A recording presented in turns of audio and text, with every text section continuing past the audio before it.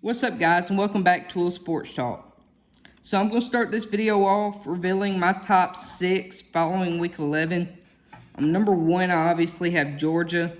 Georgia coming off that big win against a very good Missouri team. Obviously, Georgia has not lost in 2 years, so I'm going to continue to have them at number 1 until they lose a ball game. Number 2, I have Florida State. Florida State's looking pretty good. Jordan Travis playing really good for Florida State. Florida State, they had those big wins over LSU and Duke. So a very good resume to build off of there. So that's why I have them sitting at number 2. Number 3, I have Ohio State. Ohio State, they obviously have that big win over Penn State.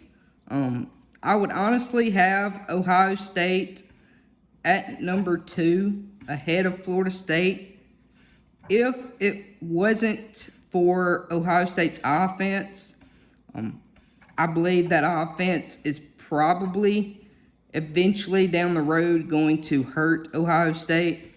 So that offense has got to get rolling. That's why I have them at number 3. Number 4, I have Washington. Washington's sitting undefeated.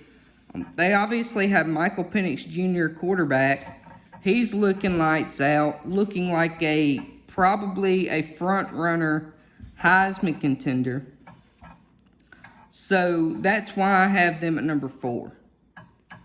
At number 5, I have Michigan. Obviously, Michigan's undefeated. They have a really good defense. The reason I have them at number 5 right now is up to this point, they really have not played anybody yet. Haven't played any competition, so that's why I have them at number 5. At number 6, I have Oregon. Oregon playing really good ball. They're sitting with that one loss to Washington. Oregon has Bo Nix, quarterback. He's looking like a legit Heisman contender right now. And honestly, right now, my opinion, I think Oregon is actually looking a little bit better than Washington right now. But, of course, they have that head-to-head. So that's why I have to put Washington ahead of Oregon. So now let's jump into some college football scores that had an impact on the playoff race. First game, Alabama defeats LSU 42-28 for them to continue to keep their hopes alive for both the SEC and the playoff race. As for LSU, that officially gives them their 3rd loss, knocking them out of both the SEC championship race and the college football playoff race. Second game, Clemson bouncing back, upsetting Notre Dame 31-23. That was a big win for Dabo because Dabo was starting to catch a lot of crap from a lot of people. So that big win over Notre Dame can maybe kind of hush some of the doubters. Ohio State defeating Rutgers 35-16. Now, for those of you that did not watch this game was closer than the score says. Ohio State slow starts are killing them in this part of the season. Their offense, I mentioned, is obviously struggling right now. This game was actually 9-7 Rutgers going into halftime. So Ohio State has got to get rid of those slow starts. They've got to get this offense rolling if they want to make a run in the Big Ten and in the college football playoff. You got Texas barely edging it out against Kansas State 33-30. Texas keeping their Big 12 title hopes alive, as well as their college football playoff hopes. And for those of you that did not watch this game, this is another Dan Lanning situation. What I talked about Dan Lanning a few videos ago, going for it on 4th down, being way too aggressive. This ball game was in overtime, and it was 4th down. I believe it was like 4th and 10, 4th and 5. Kansas State, kick your field goal, send it into double overtime to have a chance to win this game. You've got to be smarter than that.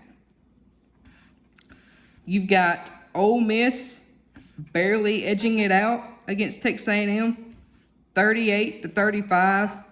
Ole Miss keeping their SEC championship and college football playoff hopes alive. You got Georgia edging out a win against a very good Missouri team to keep their hopes alive. You got Florida State defeating Pitt 24-7. And with that win, Florida State has actually clinched a berth in the ACC championship game. You got Oklahoma State defeating Oklahoma 27-24. This game, I hate to see it, but that is going to be the last time that we see Oklahoma and Oklahoma State face off as opponents of the Big 12, because as y'all know, Oklahoma and Texas move into the SEC next year. So unfortunately, that rivalry is now coming to an end. Then you got Washington outlasting USC 52-42 to keep all of their hopes alive as well. So, without being said, now let's jump into my Week 12 predictions. My first game, and I actually have a couple upsets here this week.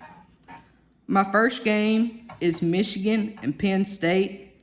Michigan is actually a 4.5-point favorite in this game. I just feel like this Penn State defense is really good. The running game for Penn State has really been turning it on lately. Drew Aller's playing really good ball. I actually like the plus 4.5 in this game, and I'm going to take Penn State to beat Michigan. Second game I have on here is Tennessee and Missouri. Tennessee's a 1-point favorite. Brady Cook, he's looking really good. This Tennessee offense is not near what it was last year.